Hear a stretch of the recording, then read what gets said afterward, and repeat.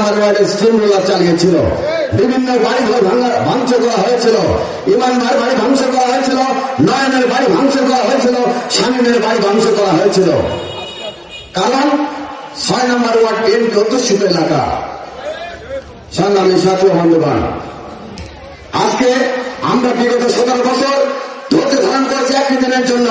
বাংলাদেশে একটি নির্বাচন হবে, সুষ্ঠু নির্বাচন হবে, এবং সেই সুষ্ঠু নির্বাচনে বাংলাদেশের মানুষ যদি বিএনপিকে ভোট দেয় তাহলে আমরা সরকার গঠন করব।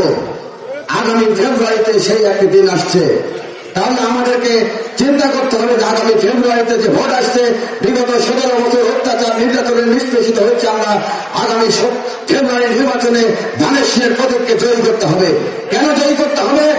ধানের শীষ জিতলে জিতবে বাংলাদেশ, বাংলাদেশ যদি না জিতে তাহলে ভূখণ্ডিত হবে দেশের স্বাধীনতা সার্বভৌমত্ব। আজকে একটি সংগঠন, ধর্মীয় লিবারটারি সংগঠন, আজকে যারা 71 সালে বাংলাদেশকে চায়নি তারা আজকে বাংলাদেশের মসনদে বসতে চায়।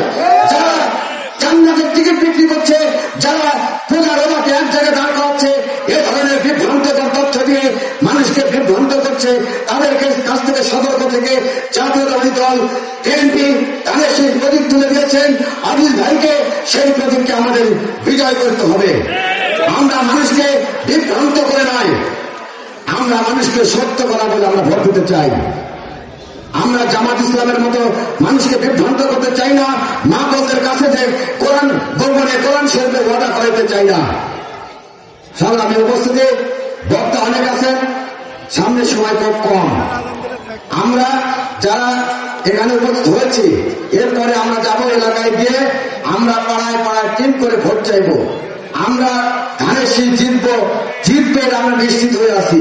এই নিশ্চিত হয়ে থেকে যদি আমরা ঘরে ঘুমায় থাকি তাহলে কিন্তু হবে না।